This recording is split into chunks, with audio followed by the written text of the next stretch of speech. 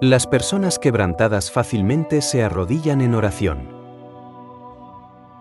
El pesado olor a alcohol se mezclaba con el humo de los cigarrillos, llenando el oscuro espacio del bar con una atmósfera asfixiante de esperanzas perdidas. Aurelio Domínguez estaba sentado en la barra, sosteniendo un vaso de whisky barato. El tercero o cuarto de la noche ya había perdido la cuenta. Su camisa, antes perfectamente planchada, ahora estaba arrugada, el cuello desabrochado, y sus ojos, que hasta hace poco irradiaban fuerza y confianza, se habían apagado y miraban al vacío. «Otro más», pronunció con voz ronca, deslizando el vaso vacío hacia el camarero. Este lo miró sin juzgarlo. Había muchos como Aurelio aquí, quebrados por la vida, que lo habían perdido todo e intentaban ahogar sus problemas en alcohol. Aurelio dio un sorbo y cerró los ojos. Ante él, como en una pantalla, se desplegaron los recuerdos de lo que había sido apenas 3 meses atrás. Se veía a sí mismo en un espacioso despacho con ventanales panorámicos que ofrecían vistas de toda la ciudad. Su empresa era uno de los mayores exportadores del país. 15 años de trabajo duro, comenzando con una pequeña oficina y un par de empleados, la habían convertido en un verdadero imperio. Aurelio nunca pensó que todo podría derrumbarse en un instante. «Lo hemos conseguido, amigo», le dijo Octavio Mendoza, su socio y mejor amigo desde los años universitarios, levantando una copa de champán después de cerrar el acuerdo más grande en la historia de su compañía. Este acuerdo debía llevar su negocio a nivel internacional. $5 millones en inversiones de empresas europeas, que habían atraído gracias a su impecable reputación y los contactos de Octavio. Planeaban expandir las exportaciones a nuevos mercados, construir un centro logístico moderno, contratar a 100 empleados más. Aurelio recordaba cómo ese sentimiento de triunfo se transformó en terror la mañana siguiente, cuando descubrió que las cuentas corporativas estaban vacías y Octavio había desaparecido. $5 millones, el dinero de los inversores que habían confiado en ellos, habían sido transferidos a cuentas offshore de Mendoza. Una traición cuidadosamente planificada por parte de alguien a quien consideraba más cercano que un hermano. «Siempre odié tu ingenuidad», así decía el último mensaje de Octavio en su teléfono. «Lo siento, viejo, pero cada uno mira por sí mismo». La empresa se derrumbó en una semana. Los inversores exigían la devolución de su dinero, los proveedores cancelaban contratos, los empleados renunciaban uno tras otro, temerosos de vincular su nombre a una empresa al borde de la quiebra. Aurelio vendió su mansión, su colección de antigüedades, acciones de otras empresas, todo para compensar de alguna manera las pérdidas de los inversores, pero resultó catastróficamente insuficiente. Todavía debía $5 millones. La policía emitió una orden de búsqueda internacional contra Octavio, pero el detective Reinaldo Fuentes, quien llevaba el caso, le dijo francamente a Aurelio que las posibilidades de encontrar a su ex socio eran nulas. Octavio se había preparado minuciosamente para la fuga, probablemente había cambiado sus documentos y ya vivía en algún lugar de Europa bajo una nueva identidad. «Haremos todo lo posible, pero debe estar preparado para aceptar que puede no haber justicia», dijo el detective, mirando a Aurelio con genuina compasión. Aurelio se estremeció ante este recuerdo y dio otro sorbo. El whisky le quemó la garganta, pero no pudo mitigar el dolor de otra traición que había sufrido apenas una semana después de la desaparición de Octavio. «Me casé con un empresario exitoso, no con un quebrado lleno de deudas», declaró su esposa Silvia, haciendo las maletas. «No me llames ni busques verme. Mi abogado se pondrá en contacto contigo sobre el divorcio». 10 años de matrimonio, y ni el más mínimo remordimiento en sus ojos. Se llevó todo lo que consideraba suyo, incluidas las joyas que él le había regalado en sus aniversarios, dejando a Aurelio con algunas cajas de efectos personales y un reloj de oro con incrustaciones de diamantes, un regalo de su difunto padre. Ahora no le quedaba nada, excepto un pequeño apartamento en un barrio antiguo de la ciudad, el mismo donde una vez vivió su madre, que no pudo vender debido a su apego sentimental. Ahora ese apartamento se había convertido en su último refugio. Polvoriento, con yeso agrietado y parquet chirriante, era testigo silencioso de su caída desde la cima del éxito hasta el fondo de la vida. Aurelio pagó sus bebidas con los últimos billetes de su cartera y salió a la calle. El fresco aire nocturno aclaró un poco su mente nublada por el alcohol. Deambuló sin rumbo por la acera, sin prestar atención a los pocos transeúntes que lo evitaban, tomándolo por uno de los numerosos vagabundos de la ciudad. La ciudad vivía su vida habitual, los carteles de neón parpadeaban, los coches pasaban a toda velocidad, en algún lugar sonaba música. Hubo un tiempo en que Aurelio amaba esta ciudad, la sentía suya, se sentía parte de su ritmo pulsante. Ahora era un extraño, invisible para todos, como un fantasma. Sus pies lo llevaron a un antiguo templo católico en el centro de la ciudad. El majestuoso edificio de piedra gris con altas agujas y ventanas de vidrieras se destacaba entre las construcciones modernas. Aurelio se detuvo ante las pesadas puertas de roble, mirándolas indeciso. Nunca había sido una persona religiosa. Sus padres lo llevaban a la iglesia los domingos cuando era niño, pero después de su muerte dejó de asistir a los servicios, dedicándose completamente al trabajo y a la búsqueda del éxito. Algo dentro de él, quizás la desesperación o simplemente la embriaguez, lo hizo empujar la pesada puerta y entrar. El templo estaba silencioso y fresco. Algunas velas ardían junto al altar, creando una suave iluminación. Aurelio caminó lentamente por el pasillo central, sus pasos resonando en eco contra las paredes de piedra y el alto techo abovedado. Se sentó en un banco de madera en la última fila y bajó la cabeza. Aurelio no sabía cómo rezar. Todas las palabras de oración que conocía en su infancia se habían olvidado hace tiempo. Pero ahora necesitaba desahogarse, aunque fuera al vacío. No sé si realmente existes, comenzó en voz baja, dirigiéndose a un oyente invisible. Nunca he sido un creyente ejemplar. ¿Pero si existes? ¿Si me escuchas? Ayúdame. Lo he perdido todo. No sé cómo seguir viviendo. No veo salida. Por favor. Ayúdame. Las palabras se le atascaron en la garganta, y sorprendentemente las lágrimas llegaron a sus ojos. Aurelio no había llorado desde que enterró a su madre hace 15 años. Consideraba la manifestación de emociones como un signo de debilidad. Pero ahora, sentado en el templo semivacío, sintió que se derrumbaba la última barrera de su autocontrol. Sus hombros temblaron y cubrió su rostro con las manos, permitiendo que las lágrimas fluyeran entre sus dedos. No notó que había una mujer sentada en el banco de al lado. Ella lo observó durante un tiempo y luego se levantó silenciosamente y se acercó a él. Aurelio sintió un ligero toque en su hombro y levantó su rostro lloroso. Ante él había una mujer de unos 35 años. En la tenue luz del templo, su rostro parecía extraordinariamente suave y sereno. Su cabello oscuro estaba recogido en un simple moño, y sus ojos lo miraban con genuina compasión. «Usted es una muy buena persona, todo se arreglará», pronunció con voz suave pero segura. Antes de que el asombrado Aurelio pudiera responder algo, la mujer ya se había alejado y se dirigía hacia la salida del templo. Él la observó hasta que su silueta se desvaneció tras las puertas. Una extraña sensación lo invadió. Las palabras de la desconocida, tan simples y aparentemente banales, resonaron inesperadamente en su alma. ¿Cómo podía saber que él era una buena persona? ¿Por qué estaba tan segura de que todo se arreglaría? Nunca antes había visto a esta mujer. Aurelio permaneció sentado en el templo durante aproximadamente una hora más, sumido en sus pensamientos. Cuando finalmente salió a la calle, ya era tarde. Caminó lentamente hacia su apartamento, sintiendo un extraño alivio, como si parte del peso que oprimía sus hombros hubiera desaparecido.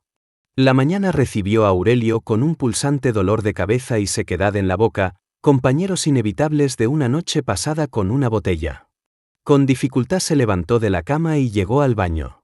El agua fría del grifo lo refrescó un poco. Mirando su reflejo en el espejo agrietado, apenas se reconocía, ojos hundidos con círculos oscuros debajo, barba incipiente, rostro demacrado. De repente, en su memoria surgió el recuerdo de la noche anterior, el templo, sus lágrimas, la desconocida con ojos amables. «Usted es una muy buena persona, todo sé». ¿Será una señal? ¿Quizás no todo está perdido aún? Aurelio tomó café, se duchó y por primera vez en muchas semanas cambió su arrugada camisa por una limpia. El pequeño apartamento, que le había parecido una prisión, Ahora le recordaba a su madre, a su amor y cuidado. El día transcurrió buscando trabajo.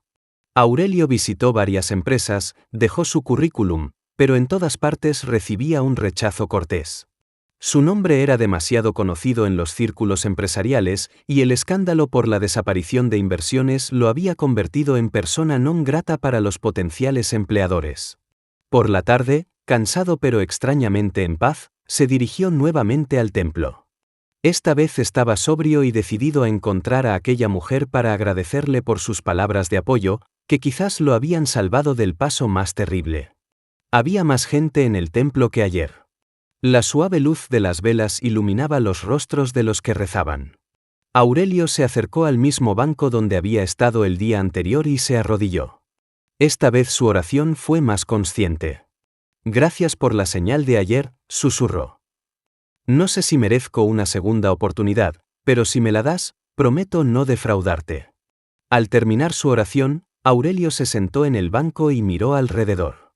Buscaba con la mirada a aquella mujer, pero no se veía por ninguna parte. Quizás no vendría hoy. Quizás el encuentro de ayer había sido simplemente una casualidad. Pasó media hora. La gente entraba y salía. Aurelio ya se disponía a abandonar el templo cuando la vio. La misma mujer entró por una puerta lateral y se dirigió al altar. Vestía sencillamente, jeans, una blusa blanca, un cardigan azul oscuro. Su cabello, como ayer, recogido en un moño pulcro. Aurelio observó cómo se arrodillaba ante el altar, se santiguaba y comenzaba a rezar. Su rostro en ese momento expresaba una fe y esperanza tan profundas que él no pudo evitar admirarla. Cuando la mujer terminó su oración y se levantó, Aurelio se decidió a acercarse a ella. Disculpe, comenzó, sintiendo incomodidad. Nos encontramos ayer por la noche. Usted me dijo algunas palabras que me ayudaron mucho. Quería agradecerle. La mujer lo miró con ligera sorpresa, pero luego sonrió, reconociéndolo. Lo recuerdo, respondió ella. Me alegra que mis palabras hayan sido útiles. ¿Puedo saber su nombre? Preguntó Aurelio. Carolina, se presentó ella. Carolina Ocaña. Aurelio Domínguez, él extendió su mano, y ella la estrechó suavemente. Se ve mejor que ayer, Aurelio, observó Carolina con una sonrisa amable. Gracias a usted, respondió él sinceramente. Quizás suene demasiado directo, pero ¿podríamos tomar un café? Hay una buena cafetería cerca de aquí. Me gustaría hablar con usted. Carolina reflexionó un momento, como sopesando los pros y contras, pero luego asintió. ¿Por qué no? Tengo una hora antes de tener que volver a casa. Salieron del templo y se dirigieron a una pequeña y acogedora cafetería en la calle contigua. La tarde era cálida, las primeras estrellas aparecían en el cielo. Aurelio sentía una extraña emoción, como un adolescente en su primera cita. En la cafetería ocuparon una mesa en la esquina. Carolina pidió té, Aurelio café. Durante varios minutos se sentaron en un silencio incómodo, y luego comenzaron a hablar simultáneamente y se rieron. Usted primero, ofreció Aurelio. Solo quería preguntar qué lo llevó ayer al templo, dijo Carolina. No parece un feligrés habitual. Aurelio respiró profundamente. Normalmente no contaba sus problemas a extraños, pero ahora por alguna razón sentía que podía confiar su historia a esta mujer. Tiene razón, no soy religioso, comenzó. Ayer llegué al templo por casualidad. Caminaba sin rumbo, borracho y desesperado. Entiende, hace apenas 3 meses lo tenía todo, un negocio exitoso, una casa, una esposa, reputación. Y luego, le contó todo, sobre la traición de Octavio, sobre la quiebra de la empresa, sobre la deuda de $5 millones, sobre cómo su esposa lo abandonó, cómo perdió todo, incluida la esperanza. Carolina escuchaba atentamente, sin interrumpir. En sus ojos no había ni lástima, ni juicio, solo comprensión. Sé lo mal que suena esto, concluyó Aurelio su relato. Un hombre rico que no pudo mantener su suerte y ahora se lamenta ante una mujer desconocida. No hay nada malo en eso, respondió Carolina en voz baja. A veces la vida golpea tan fuerte que incluso los más fuertes se quiebran. Lo importante no es que haya caído, sino que encontró fuerzas para levantarse y venir al templo ya sobrio. Sus palabras volvieron a conmoverlo profundamente. Por primera vez en mucho tiempo, Aurelio sintió que alguien lo comprendía. ¿Y cuál es su historia?, preguntó él. ¿Qué la llevó al templo? El rostro de Carolina se ensombreció y bajó la mirada hacia su taza de té. Mi hija, Camila, comenzó. ¿Tiene 8 años y está? Está enferma. Tiene un defecto cardíaco congénito. Necesita una operación que cuesta $15,000. Sin ella podría no llegar a su próximo cumpleaños. La voz de Carolina tembló, pero controló sus emociones y continuó. Trabajo como consultora en una tienda de ropa. Mi marido nos abandonó hace 1 año, cuando supo del diagnóstico de Camila. Dijo que no podía vivir con una niña enferma, que era demasiado difícil para él. Desde entonces no he recibido ni un centavo de él. Aurelio sintió una ola de rabia surgir dentro de él contra aquel hombre desconocido que podía abandonar a su esposa y a su hija enferma. Ahorro dinero, pero no es suficiente, continuó Carolina. Los médicos dicen que la operación no puede posponerse más de 2 meses. Por eso vengo al templo cada día y rezo. Pido un milagro, ayuda, alguna señal. ¿Y todavía cree que el milagro es posible?, preguntó Aurelio. Carolina lo miró firmemente a los ojos. Debo creerlo. Por Camila. Ella es tan fuerte, tan valiente. Nunca se queja, aunque le cuesta incluso subir las escaleras. Dibuja, escribe historias, sueña con ser escritora. No puedo rendirme y permitir que vea mi desesperación. Aurelio quedó impresionado por la fuerza de esta mujer aparentemente frágil. Sus propios problemas de repente le parecieron pequeños en comparación con su lucha. Hablaron durante aproximadamente 1 hora más. Carolina le contó sobre su trabajo, sobre Camila, sobre el pequeño apartamento donde viven las dos. Aurelio habló de su infancia, de sus padres, de cómo comenzó su negocio desde cero. Cuando llegó el momento de despedirse, intercambiaron números de teléfono. Gracias por la conversación, dijo Aurelio, acompañando a Carolina hasta la parada de taxi. No puede imaginar lo importante que ha sido para mí. Para mí también, respondió ella con una sonrisa. A veces solo se necesita hablar con alguien. Se despidieron, y Aurelio observó largo rato el taxi que se alejaba. Algo había cambiado dentro de él. Los problemas no habían desaparecido, la deuda de $5 millones aún pendía sobre él, pero ahora sentía que no estaba solo en este mundo. De camino a casa, Aurelio pasó frente a una casa de empeños. Se detuvo frente al escaparate, mirando las joyas y relojes expuestos. Su mano tocó involuntariamente su propio reloj en la muñeca, de oro, con incrustaciones de diamantes, la última cosa valiosa que le quedaba.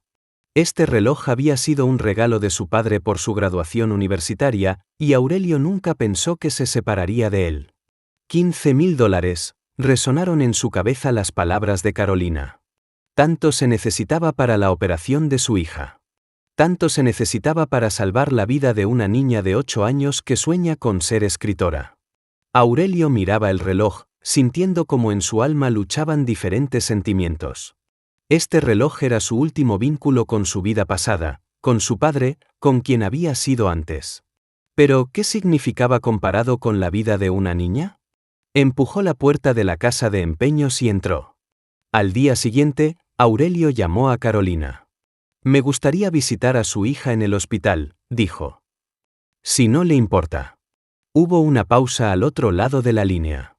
¿Para qué?, preguntó Carolina con cautela.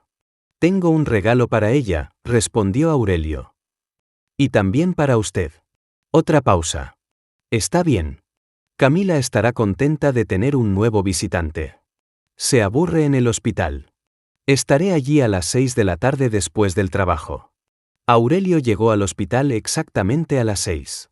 En su mano llevaba un gran sobre y un peluche, un oso de felpa que había comprado en una tienda cerca del hospital. Encontró a Carolina en el pasillo del 3er piso de la sección pediátrica. Gracias por venir, dijo ella, recibiéndolo.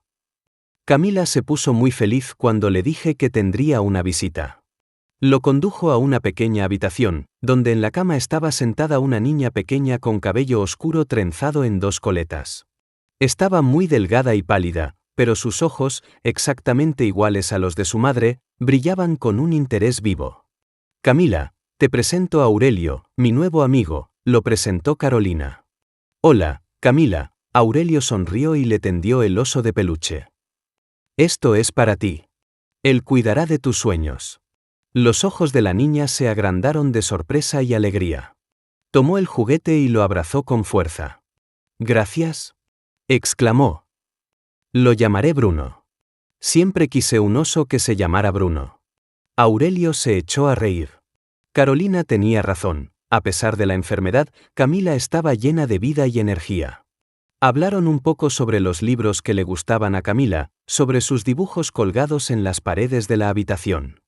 Ella le mostró a Aurelio un cuaderno donde escribía sus historias, ingenuas, pero sorprendentemente conmovedoras sobre animales y países mágicos. Después de media hora, Carolina sugirió suavemente que Camila necesitaba descansar. La niña aceptó a regañadientes, pero hizo prometer a Aurelio que volvería. Cuando salieron al pasillo con Carolina, Aurelio le entregó el sobre. ¿Qué es esto?, preguntó ella, sin entender. Ábralo, dijo él simplemente. Carolina tomó el sobre con indecisión y lo abrió. Dentro había un fajo de billetes. Los contó rápidamente y sus ojos se agrandaron por la conmoción. ¿$17.000? Susurró. Aurelio. ¿De dónde? No puedo aceptar. Puede y debe hacerlo, dijo él con firmeza. Vendí mi reloj. Era la última cosa valiosa que me quedaba. Alcanzará para la operación de Camila y sobrará un poco. Carolina lo miró con incredulidad. ¿Pero por qué? Usted mismo está en una situación difícil. Tiene deudas, necesita este dinero. Aurelio negó con la cabeza. Este dinero no resolverá mis problemas. 5 millones o 4.983.000, la diferencia es insignificante. Pero para Camila es una oportunidad de vida. Por favor, acéptelo. Por Camila. Los ojos de Carolina se llenaron de lágrimas. Apretó el sobre contra su pecho, incapaz de pronunciar una palabra. Luego, inesperadamente para Aurelio, dio un paso adelante y lo abrazó con fuerza. Él sintió como sus hombros temblaban por los sollozos silenciosos. Gracias, susurró ella entre lágrimas. ¿Gracias? No sé cómo podré agradecerle por esto. Ya me ha agradecido, dijo Aurelio en voz baja. Me ha devuelto la fe en que todavía hay algo importante en la vida además del dinero y el estatus. Permanecieron así por un tiempo, hasta que Carolina se apartó, limpiándose las lágrimas con vergüenza. Debo contarle a Camila, dijo con una sonrisa a través de las lágrimas. Ha esperado tanto tiempo esta operación. Estará fuera de sí de felicidad. Las dejaré, asintió Aurelio. Este es su momento. Llámeme cuando sepa la fecha de la operación. Sin falta, prometió Carolina, todavía apretando el sobre contra su pecho como el más preciado tesoro. Aurelio salió del hospital con el corazón ligero. Por primera vez en muchas semanas se sentía realmente vivo. Curiosamente, desprenderse del reloj que tanto valoraba no le causó pesar. Al contrario, experimentó una sensación de liberación, como si junto con el reloj se hubiera quitado la última cadena que lo ataba al pasado. Pasó una semana. Carolina llamó a Aurelio con la noticia: la operación estaba programada para el lunes siguiente. Los médicos habían realizado todos los exámenes necesarios y estaban seguros del éxito. Aurelio prometió ir al hospital después de la operación para apoyarlas. El lunes pasó varias horas caminando por los pasillos del hospital mientras Camila estaba en el quirófano. Carolina estaba sentada en la sala de espera, pálida y tensa, pasando un rosario entre sus manos y moviendo los labios en silencio en oración. Aurelio se sentó a su lado y le tomó la mano en silencio. No hablaban, las palabras no eran necesarias. Finalmente, la puerta del quirófano se abrió y salió el cirujano. Por su rostro cansado pero satisfecho, lo entendieron todo incluso antes de que dijera. La operación fue exitosa. Camila está bien. La trasladarán a cuidados intensivos, y después de unas horas, si todo va bien, podrán verla. Carolina rompió a llorar de alivio. Aurelio la abrazó por los hombros, sintiendo como sus propios ojos se llenaban de lágrimas. Esta victoria sobre la enfermedad, sobre la muerte, parecía ser también su victoria. 2 días después, trasladaron a Camila de cuidados intensivos a una habitación normal. Estaba débil, pero los médicos decían que la recuperación iba excelente. Aurelio iba todos los días, llevando libros y juguetes. Le leía a Camila en voz alta, jugaba con ella a juegos de mesa, escuchaba sus historias. Cuando llegó el momento de dar de alta a Camila del hospital, Aurelio ayudó a Carolina con el transporte a casa. Vio por primera vez su apartamento, pequeño, pero acogedor, con dibujos infantiles en las paredes y estanterías llenas de libros. «Debes almorzar con nosotras», insistió Carolina, cuando acomodaron a Camila en su habitación. «Es lo menos que puedo hacer». Durante el almuerzo hablaron sobre el futuro. Carolina contó que los médicos prometían una recuperación completa para Camila. Podría ir a la escuela, practicar deportes, vivir una vida plena. «Todo esto es gracias a usted», dijo Carolina, mirando a Aurelio con profunda gratitud. «No solo a mí», respondió él. «A su fe, a la fuerza de Camila, a la maestría de los médicos». Cuando el almuerzo llegó a su fin, Aurelio se dio cuenta de que no quería irse. Este pequeño apartamento, esta modesta familia de 2 personas se había convertido en algo importante para él, algo que llenaba su vida de sentido. «Carolina», comenzó, armándose de valor. «Sé que nos conocemos apenas desde hace unas semanas, pero usted y Camila se han convertido en personas especiales para mí.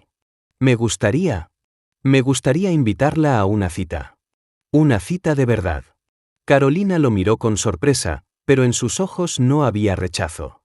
«¿Aurelio ha hecho tanto por nosotras?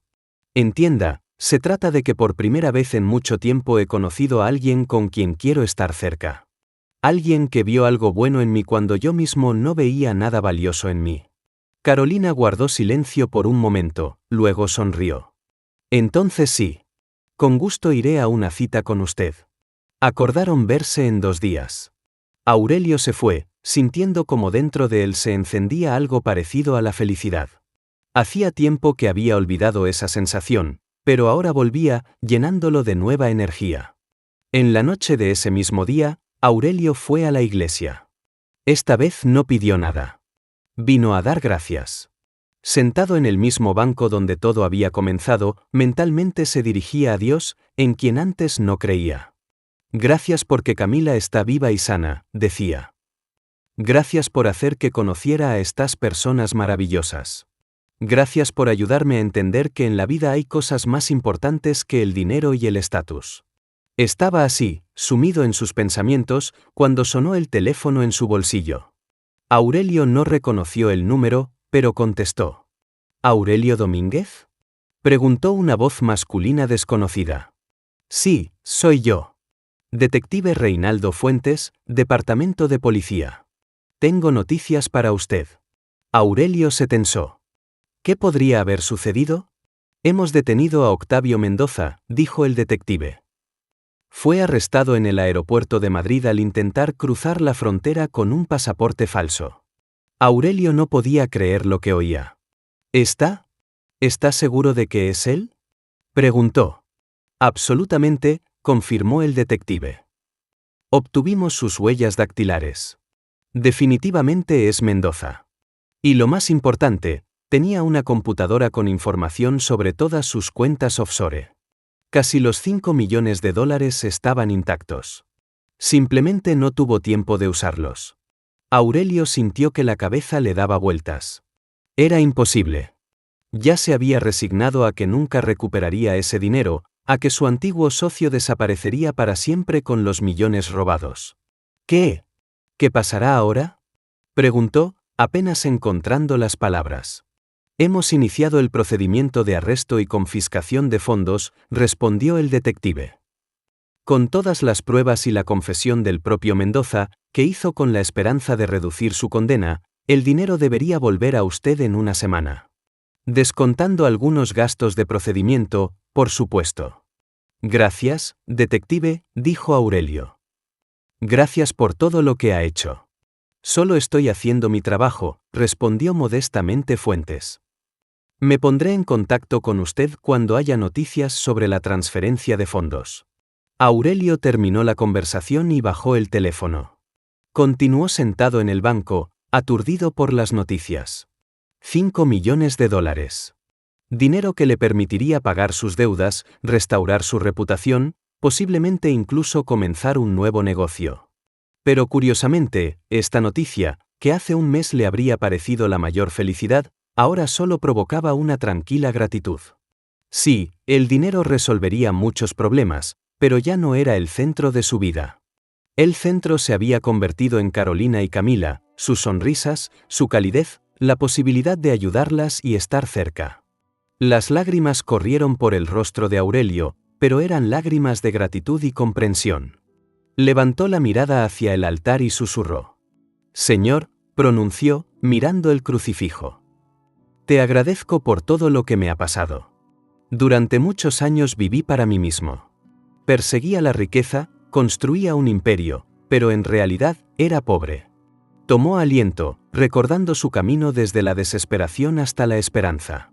Te agradezco por mostrarme lo que realmente es valioso en esta vida. Te agradezco por enviarme a Carolina y Camila. Te agradezco por darme la oportunidad de ayudarlas, de sentir la alegría de que mi acción salvó una vida. Te agradezco por devolverme el dinero. Aurelio levantó la mirada hacia arriba, donde a través de las ventanas del templo ya se veían las primeras estrellas en el cielo oscuro. Te ruego que no me abandones en este camino. Dame fuerzas para no olvidar la lección que me has enseñado. Quédate conmigo siempre. Guíame cuando me desvíe del camino. No me abandones, Señor. Apenas estoy empezando a entender lo que significa vivir de verdad, lo que significa amar, lo que significa creer. Aurelio bajó la cabeza aún más, y por sus mejillas volvieron a correr las lágrimas. Gracias. Por todo. Se levantó del banco y se dirigió a la salida.